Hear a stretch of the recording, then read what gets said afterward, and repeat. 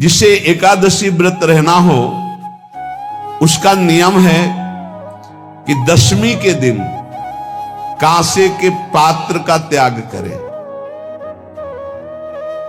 वैष्णव सिद्धांत है कि कभी जिसमें मांस बना उस रसोई का भोजन न ग्रहण करे। मसूर की दाल, चना की दाल, कोदों और कोई भी शाक, शहद, दूसरों का अन्न, दोबारा भोजन और मैथुन, ये दशमी के दिन त्याग दे। एक बार दशमी के दिन भोजन करे 24 घंटे में, क्योंकि एकादशी रहना है। कांसे का पात्र, जिस रसोई में मांस बना उसके भोजन का त्याग, मसूर की दाल, चना, कोदो, शाक, मधु अर्थात शहद और दूसरे के द्वारा दिया हुआ भोजन और दोबारा भोजन और मैथुन क्रिया, इनका दशमी के दिन कभी भी प्रयोग ना करे। इन 10 वस्तुओं से वैष्णव दूर रहे दशमी के दिन। फिर एकादशी के व्रत में, ये पीछे तो हम वर्णन कर ही चुके हैं, कहीं नहीं आया यहाँ कुटू का कचौड़ी पकौड़ी और सिंघाड़ा का हलवा और ये दुनिया के खीर और सब। ये एकादशी के दिन किसी भी तरह की गेम आदि क्रीड़ा ना खेले। जैसे अब आज व्रत है तो बैठे हैं अपना मोबाइल में गेम खेल रहे हैं, ऐसा कोई भी क्रीड़ा नहीं। द्वैत क्रीड़ा, किसी भी तरह का गेम, ये सब खेल नहीं। द्वैत क्रीड़ाम च निद्राम च तांबूलम दंत धावनम परापवादम पैशून्यम स्तेयम हिंसाम तथा रतिम कोपम हृतवाक्यम च एकादश्याम विवर्जयेत्। एकादशी के दिन उपासक को चाहिए कि वो किसी भी तरह की क्रीड़ा, मनोरंजन बिल्कुल नहीं। चनिद्राम, नींद नहीं लेनी उसको, न दिन में न रात में। एकादशी व्रत, और प्रायः पुराने महापुरुषों ने ऐसा किया है। रामदास जी डाकोर के रात में जाते थे,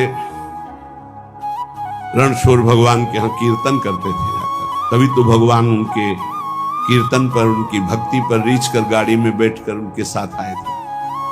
पूरी रात जगकर कीर्तन करना, और दिन में तो सोना ही निषेध है।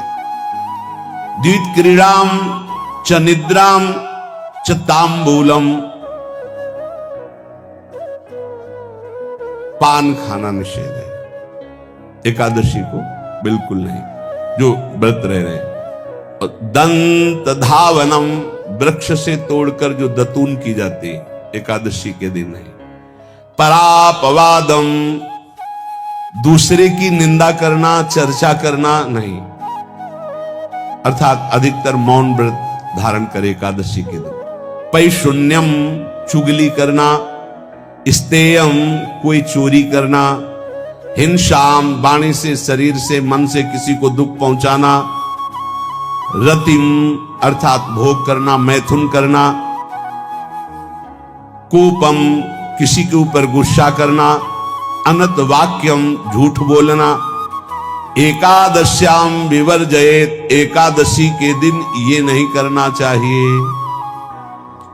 एकादशी को एक बार कुछ फलाहार शुद्ध,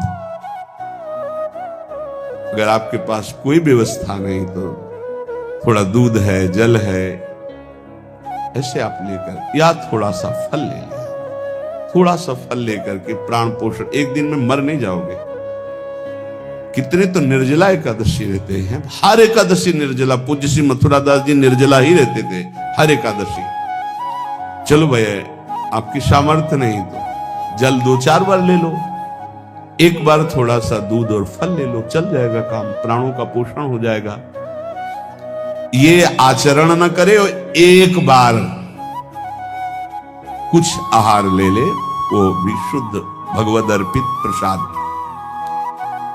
फिर द्वादशी को काश्यम मांसम सुराम छौद्रम तैलम वितथ भाषणम व्यायामं च प्रवासं च पुनर्भोजन मैथुने अस्पृश्य स्पर्श मासूरे द्वादश्याम द्वादश त्यजेत।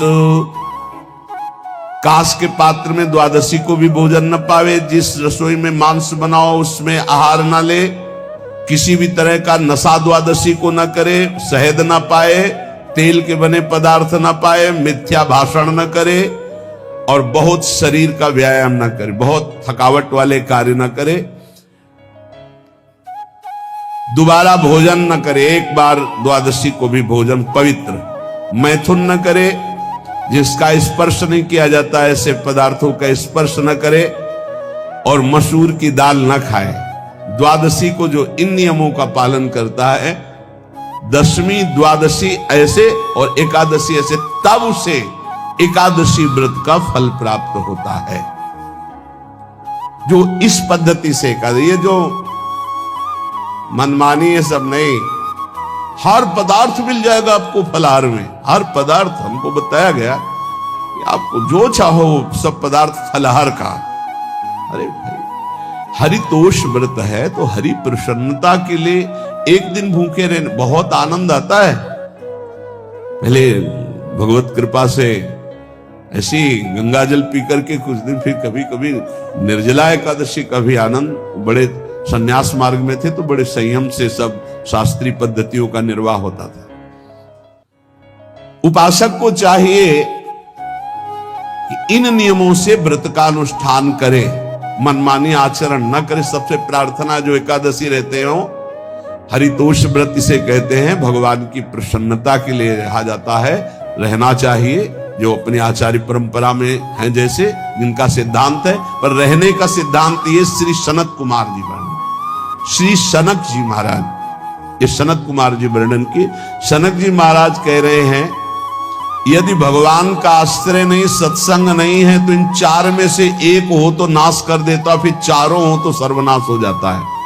यौवनम धन संपत्ति प्रभुत्व विवेकता एकैपमप्यनर्थाय किमु यत्र चतुष्टयम। यदि सत्संग नहीं है, यदि भगवद आश्रय नहीं है, खूब धन हो, जवान अवस्था हो, और बढ़िया पद मिला हो, प्रभुत्व चलता हो और अज्ञान हो, फिर क्या कहना है? बोले ये चारों जहां मौजूद होते हैं वहां सर्वनाश का खेल शुरू हो जाता है। अगर इनमें से एक हो तो सर्वनाश करने में पर्याप्त है, और अगर चारों हो तो फिर क्या कहना है? यौवनम, जवान हो, धन संपत्ति, खूब रुपया पैसा हो, प्रभुत्व, कोई पद हो, कोई अधिकार हो बड़ा, फिर अविवेकता और अज्ञानी हो, तो बोले एक नाश कर देगा, फिर चारों तो नाश ही कर देंगे। अगर सत्संगी है तो ये चारों महान कार्य कर देंगे। क्या? यौवनम, जवान है, खूब दूसरों की सेवा, मेहनत पूर्वक धन संपत्ति कमाकर माता पिता की सेवा, परिवार की सेवा। ये माता पिता, हमारा वेद कहता है, मातृ देवो भव, तैत्तरीयोपनिषद, मातृ देवो भव, पितृ देवो भव, आचार्य देवो भव, अतिथि देवो भव, यान्य नवद्यानि कर्माणि तानि सेवितव्यानि नो इतराणि, यान्यस्माकः सुचरितानि तानि तोयोपास्यानि नो इतराणि, ये के चास्माच्छेयाः सो ब्राह्मणाः तेषां त्वया स्नेन प्रश्वसितव्यम, श्रद्धया देयम, अश्रद्धया देयम, श्रिया देयम, ह्रिया देयम, भिया देयम, संविदा देयम।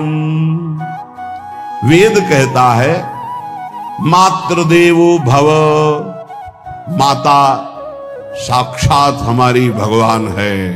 देव हरि को कहते हैं, केशव देव जैसे कहा, हरि को कहते हैं, गोविंद देव, मातृ देव, माता भगवान है।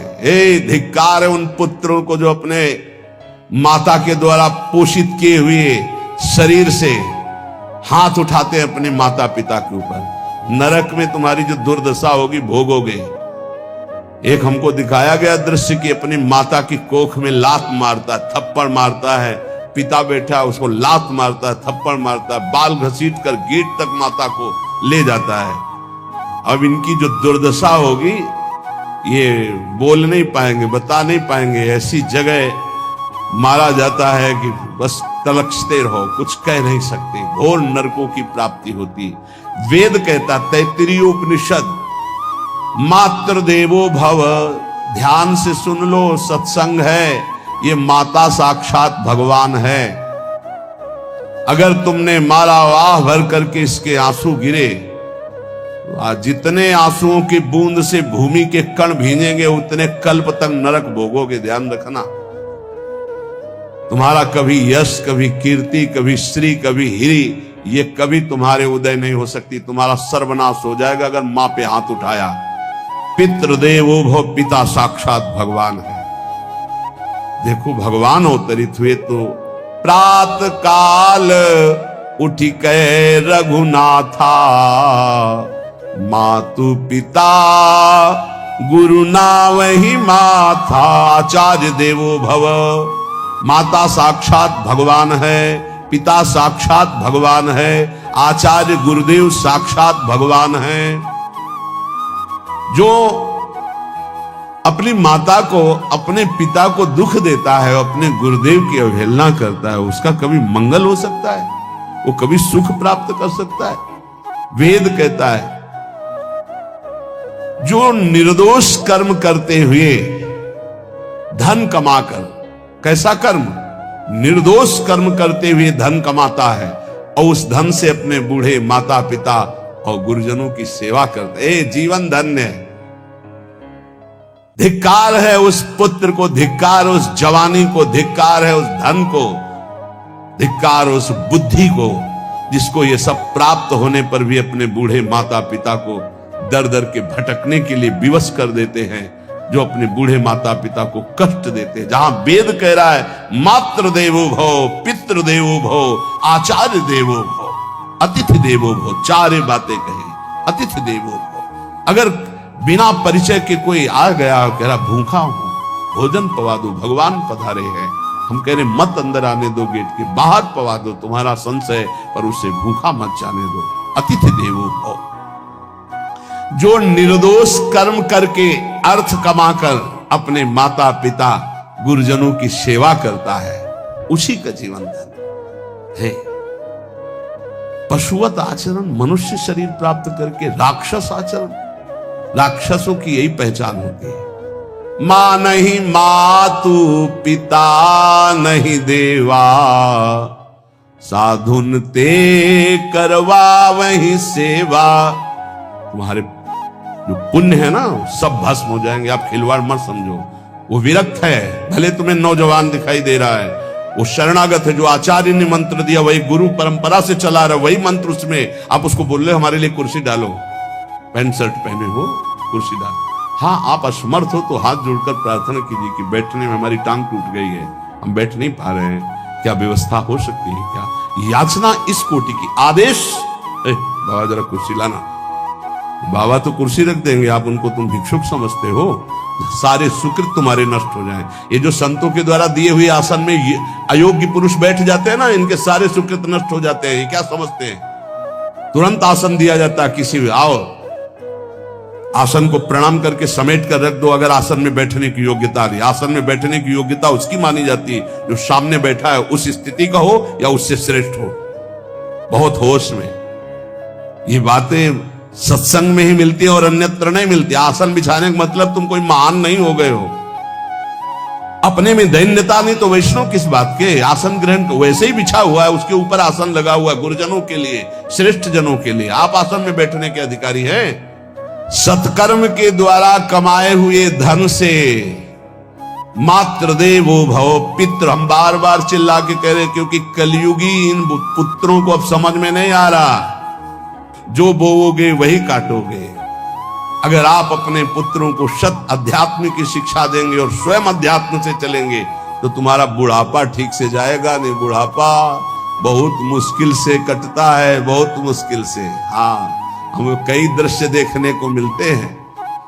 बता रहे एक बार बिंदौर इधर है, इच्छावर फतेहपुर, वहां से भ्रमण करते यार, बड़े मकान से वयोवृद्ध भागते हुए आए, स्वामी जी स्वामी जी। बहुत कष्ट में हो। क्या कष्ट है आपको? आपको महल से उतर रहे हैं, ये किसका है? बोले मेरा ही है। उनका कष्ट क्या है? बोले 4 लड़का है, 4 बहू है, सब खाते पीते हैं, मैं बहुत कष्ट में हूँ, सब कोई अपमान करता है। मैं निकलो फिर बाहर, बाबा जी बनो, भजन करो, भगवान के मार्ग का अनुसरण करो। चौथी अवस्था है। बोले ये तो नहीं हो सकता, रहूंगा तो यही कुछ ऐसा कर दो कि जिससे हमारे बच्चों की बुद्धि बदल जाए, जो हमको पीटते हैं, गाली देते हैं। उनका वो जादू तो हम जानते नहीं, और चल पड़े। और बड़ा अंदर से चिंतन हुआ कि जीव कितना आसक्त है उन्हीं पुत्र परिवार घर में। अब बुढ़ापे का समय है, चौथी अवस्था में अगर घर ही में रह के भजन करो तो झंझट नहीं होगी। जो मिले जैसे मिले जीवन यापन करो, भजन करो, लेकिन प्रभु से मतलब नहीं। तो जितने भी जवान भाई बहन सुन रहे हैं, आप अपने माता पिता को, यहां हमारा वेद कहता है मातृ देवो हो, माता भगवान है, पितृ देवो हो, पिता हमारा भगवान है। धर्म के द्वारा कमाए हुए धन से माता पिता की सेवा करो। दूसरे दोष युक्त कर्मों का कभी आचरण मत करो। यन्नस्माकं सुचरितानि तानि तोयो पापाश्यानि नो इतराणि। सुंदर आचरण करो जो महापुरुषों के द्वारा विधान किए गए हैं, पाप आचरण कभी मत करो। हमारे आचरणों में से एक भी ऐसा आचरण नहीं होना चाहिए जो दूसरे को दुखी करके धन संपत्ति लेने वाला हो। वेद कहता है पापाचरण किया और आपको गड्डी पकड़ा दी, आप निर्दोष को दंड दे दिए और दोषी को धन के कारण मुक्त कर दिए। अब आपके परिवार में जो तांडव मचेगा वो झेल नहीं पाओगे, चाहे कोई भी हो। बहुत ध्यान से सुनना, है सत्संग है, ये शास्त्र है। जो अधर्म पूर्वक दूसरे के द्वारा दिए हुए धन से गलत निर्णय करता है, दोषी को मुक्त करता है और निर्दोष को दंड देता है, उसको दुखिया को न सताइए, दुखिया देगा रोए। जब दुखिया के मुखिया सुने तब तेरी गति क्या होए। मर्सिडीज गाड़ी में भून जाओगे भुट्टे की तरह अंदर, कोई सांस लेने की जगह नहीं मिलेगी। कैसे? आगे से गाड़ी में किसी कारण आग लग गई, चलती गाड़ी में। अब आजकल सब रिमोट का सिस्टम होता है, वो तार जल गए जिनसे गेट खोला जाता है। अब गेट लॉक, लोग हैं आसपास कोशिश कर रहे हैं, न गेट खुल रहा है न शीशा तोड़ा, भम मचा हुआ है। चीखते हुए अंदर एक एक परिवार का सदस्य भस्म हो रहा है। क्यों? किसी के परिवार को उजाड़ा तुमने, किसी के निर्दोष की तुमने दंड विधान किए हैं, पापाचरण किए, वो भोगना पड़ेगा। इसीलिए बार बार तुम्हें भयावह शब्दों से कहते हैं, कोई तुम्हें दंड नहीं देगा, तुम्हारे कर्म हर समय तुम्हारी खोपड़ी में सवार हो, वही तुम्हें दंड देंगे। इसलिए हमारा वेद कहता है यन्यस्माकः सुचरितानि तानि तोयो पापास्यानि नो इतराणि। जिसमें महापुरुष विधान किए हैं कि यह आचरण करो वो सुकृत है, और जिसे मना करते ऐसे पापाचरण मत करो, कभी दूसरे का अहित मत करो। जो कोई भी हमसे श्रेष्ठ गुरुजन है उनका आदर करो, उनको आसन दो, उनको विविध पदार्थों से सुख पहुंचाओ, विश्राम कर लेने के बाद वार्ता करो। श्रद्धा पूर्वक माता पिता गुरुजन अतिथि इनकी सेवा करना परम धर्म है। अश्रद्धा पूर्वक इनको कभी मत बर्ताव करो। बोलना, भोजन, ले बूढ़े जनों को ऐसे देखा है, ऐसे बड़ा कर लो, तुम्हारी भी बुढ़ापा आएगी, पता नहीं आ पाएगी कि नहीं आ पाएगी। अगर आएगी तो बहुत बढ़िया आएगी, तुम्हें ऐसे सताएगी कि आप देख लेना। बहुत हमारा हृदय इस बात से पीड़ित हो जाता है कि मां के प्रति ऐसा बर्ताव, जिस मां ने इतना पिता की क्षमता से हजारों गुना बढ़कर माता का प्यार होता है। ऐसे माता को, ऐसे पिता को हमें तो लगता है रोज चरण धो के पीना चाहिए। भगवान साक्षात इनमें विराजमान है। भगवान सच्ची कहता हूं, सच्ची कहता हूं, जो अपने